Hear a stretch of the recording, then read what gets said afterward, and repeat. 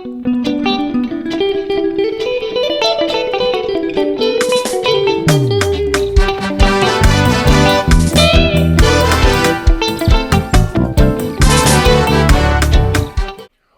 you hear this song, then you know the man from the countryside is in the house. The countrymen, the men from the village, our voices matters too.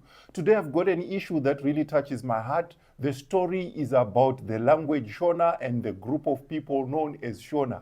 What if I say to you today, before 1931, there was no language known as Shona. There was no group of people known as Shona.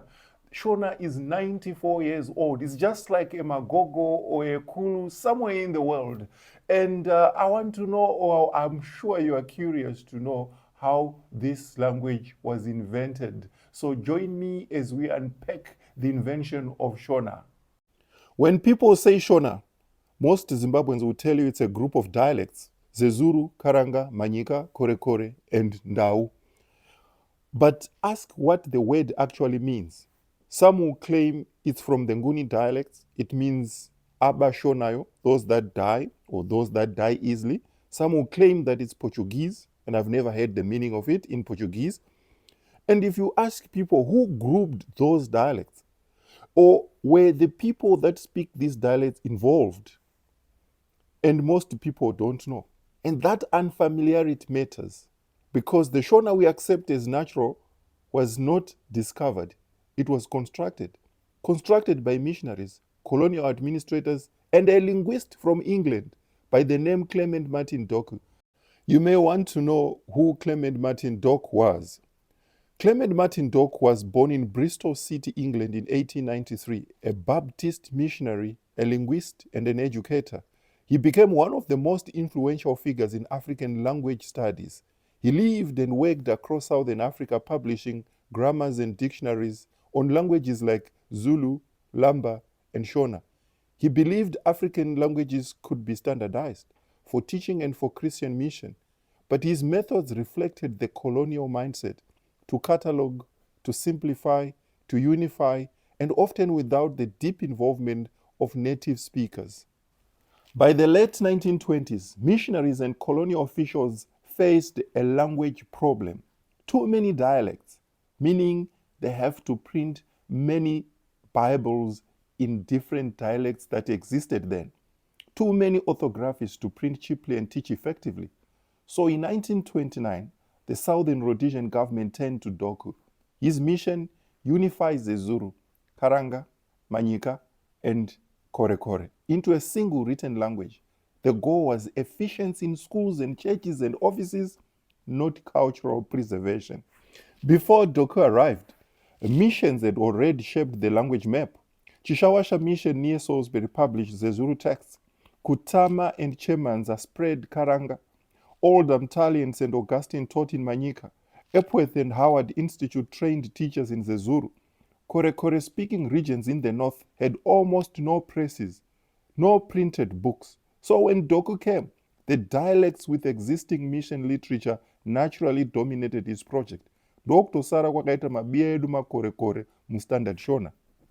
Surprisingly, Korekore appeared in Doke's field notes, but not in his final design. With few missions in Korekore areas, there was little material to include, so their vocabulary, rhythm, and idioms were softened and standardized away. Their speech survived, but their voice was missing from the new Standard Shona. In 1931, Doku published the unification of the Shona dialects. It combined mission dialects into one standard version. His version leaned heavily on Zezuru and Karanga, drew less from Manyika and Korekore, and it completely excluded Kalanga. The result was practical for printing, but it froze living languages into a single orthography. That is how Standard Shona we know today was born. Because the Zulu was the dialect of Salisbury, the colonial capital and mission hub, it became the model for Standard Shona. The Zulu form defined proper language in schools and radio. Karanga followed closely behind. Over time, the Zulu gained prestige, the dialect of exams, the dialect of news, and of authority. Karanga, Manyika, Korekore, and Ndau speakers saw their speech called incorrect. Tension followed. Karanga speakers felt sidelined. Manyika writers spoke of bias. Korekore felt invisible.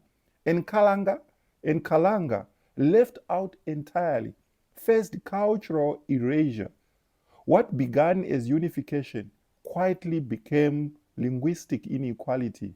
It was the black writers and thinkers who gave Standard Shona its soul. They believed they were uplifting African voice, and in many ways they did. But they also reinforced the colonial boundaries Doke had drawn years earlier. Their art gave beauty and legitimacy to a language that had been engineered. Through them, Standard Shona became not just a classroom language, but the heartbeat of modern Zimbabwean storytelling. Doku's Shona project was part of a larger missionary pattern. Across Africa, linguists standardized languages for control and translations.